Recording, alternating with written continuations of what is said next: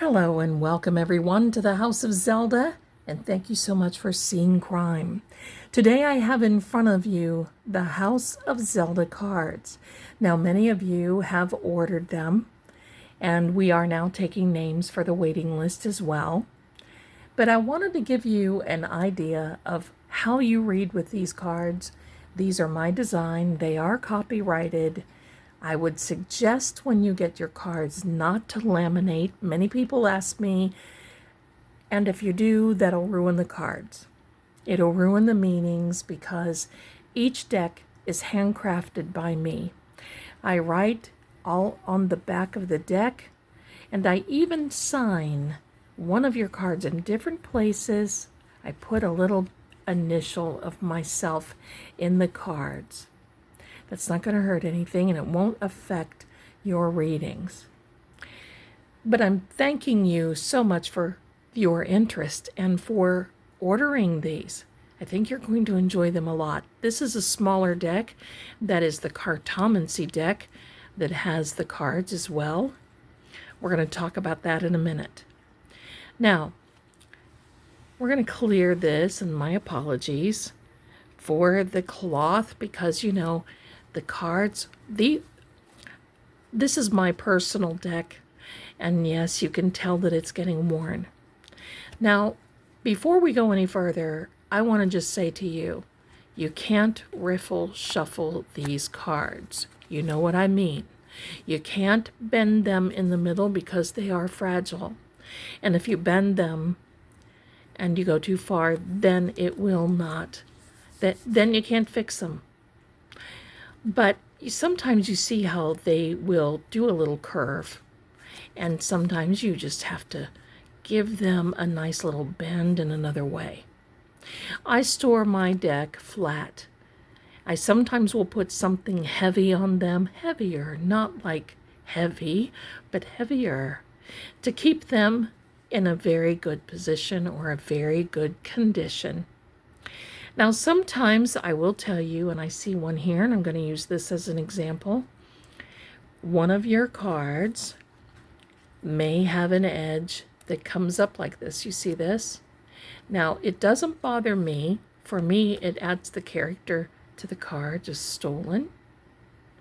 But if it gets to the point where it bothers you or it might catch on another card, you can take a little bit of white glue or a glue stick and glue that down, and be cautious, hold it in place.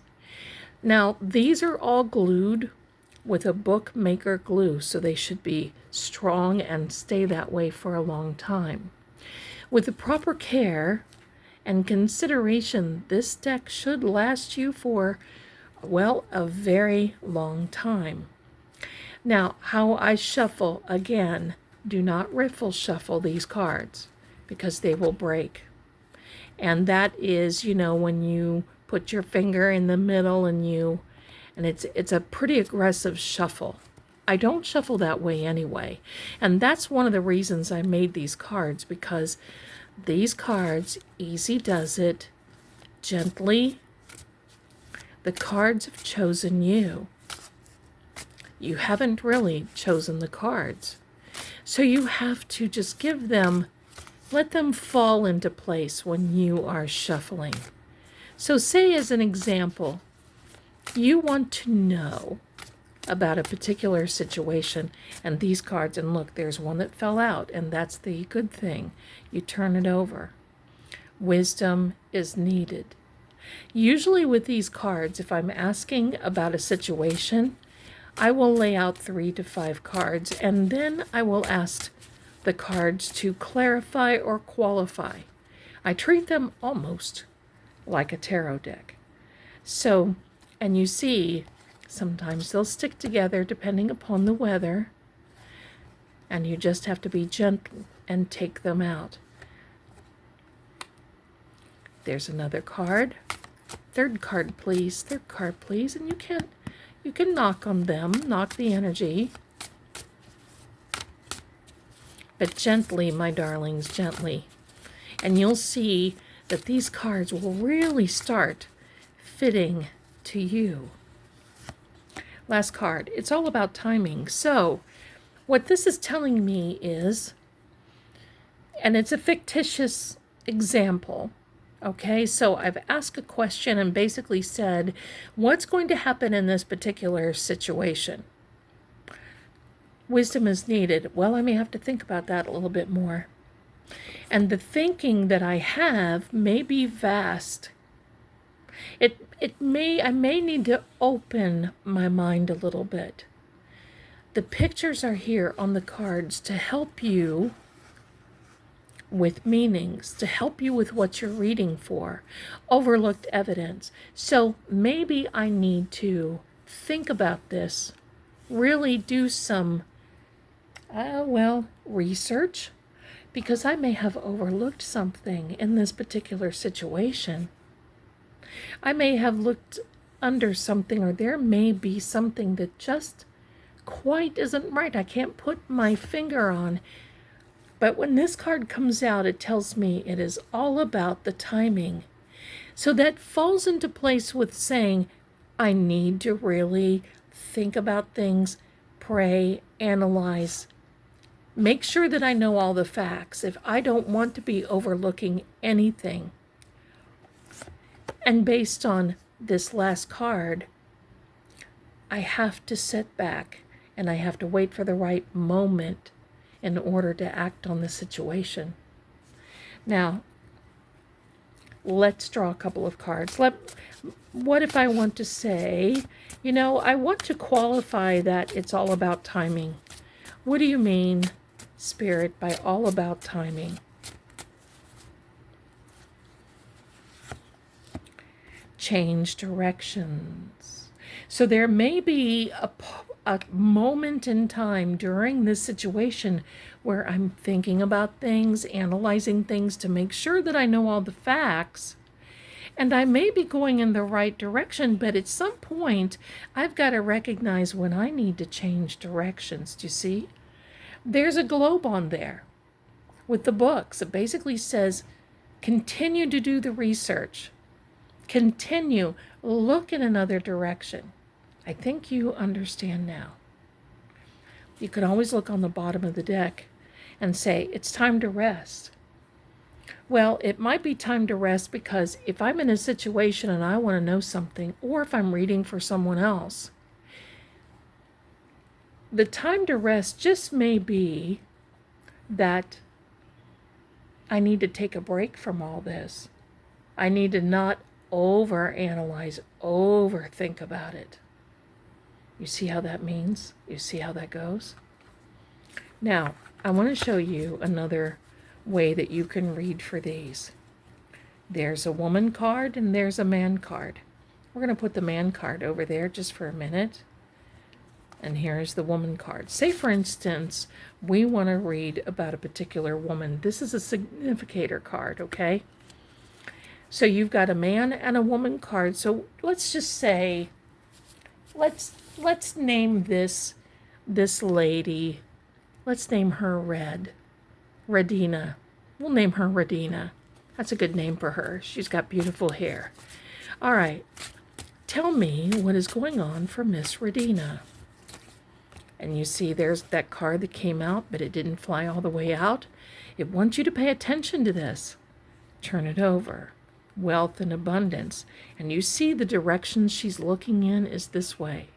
Now, if you're reading for this Redina, or your example person, or even yourself, if cards land over here, if you're shuffling and a card lands, this will mean it's behind you. But the fact that you've got this card out and it comes here, that is definitely, and if I were reading for myself, of course my name is not Redina. I don't read for myself. Many of you will. You may say, well, this is something that I need to pay attention to because I am looking at the wealth and abundance. Let's see what else there is that Miss Redina is going to be looking at. Contact. So there's going to be some information coming about wealth, abundance, possibly about how she is If there even is an employment situation, you see, you have to expand on this a little bit. What can cause the wealth and abundance? Is this person, do you know her? Is she expecting this? Is it an inheritance? Is it a mutual fund? Or is it something that she's not even understanding or know about yet, and she will find out, she will be contacted? Do you see what I mean? Now you can do the same with this gentleman card as well. I put them in here to be significators. These cards are really very good for you to read on different situations. They are not meant to be read in reverse. Why? Well, I think you just saw there is enough cards in here that can tell you the story of, well, sometimes things don't look so good. Sometimes things look so good. And by reading in reverse, you may upset the energy. They are meant to be read upright. This is a timing card in it. You can ask questions. Say, for instance, I'm going to ask just a example question. Will my money be coming in soon? Okay, just an example. Most people ask that. Will my money be coming in soon? What you want to do is you never flip a card over like this. What you want to do is this way. Why don't you flip it like this? Because you're flipping the energy out of the card. So what you'll do is you want to count to 10. 1, 2, 3, 4, 5, 6, 7, 8, 9. There's the wealth and abundance. 10. I need to be, here I am, wisdom and understanding and wisdom is needed. But my wealth and abundance is right under. I ask about money, so maybe I need to think a little bit before. Maybe I need to be thinking. Let's take over the next card. There's the overturned evidence. So that's wild because you see me shuffling. So maybe there's something and a reason why perhaps money, finances, or whatever has delayed. So there's many, many ways that you can read this deck. When you're done, I'll wrap them, and I wrap them in this dark cloth here. And I will store them just like this. Sometimes you have a little box you can put them in. However, I don't think I have to tell you, keep them away from any water, anything like that. And they will wear well. They will start giving you a groove. Now, let's get the cartomancy. Now, the cartomancy deck is a little fatter. Okay? It's a little fatter. You can feel it. And the same thing. Be ginger. Be gentle. Listen to what the cards have to tell you. Now, the one thing with the cartomancy is this. I'll cut the cards. I look at the bottom. The pieces are coming together. Well, what does that mean? Then there's the anger card. So you can read from the bottom that are upright like that. And see, here's your significator card. The man is on the King of Hearts. And the female should be on the Queen of Hearts. Let's see if we can find her. We'll find her. We'll find her. But some of the cards, as you can see, the Queen of Diamonds do not have it. There are 44 cards in the House of Zelda deck. Well, there are 52 in the Cartomancy deck. Each one is matched, that will match the meanings. Now, if you don't know the meanings of the cartomancy, or you don't use your own meanings or have your own meanings, then take a look in the psychic shop. You might be able to find the cartomancy that I wrote that can tell you all about this. And you see, I'm using these cards a lot. Most of them are in reverse. So you put them upright, and you always make sure that they're upright before you store them. Before you store them. So there you are, my darlings. So what you will do is seek more knowledge. Let's use this card as an example. If this came out in your reading, the Nine of Hearts is the yes card. But it can also mean that someone is playing emotional games. So you have to look around the cards. Here we go. We're going to fix this again. Glad I took a look, and I'm glad you're seeing this, see? Seek higher wisdom. So, you see this? Seek more knowledge and seek higher wisdom. That means we really need to think about something that's about to happen. And there's our lovely young lady, Radina. She's on the Queen of Hearts. And look what's so funny. She's beside that overlooked evidence. Isn't that amazing, though? I didn't do that. And the House of Zelda Cards, the larger deck, was like that as well.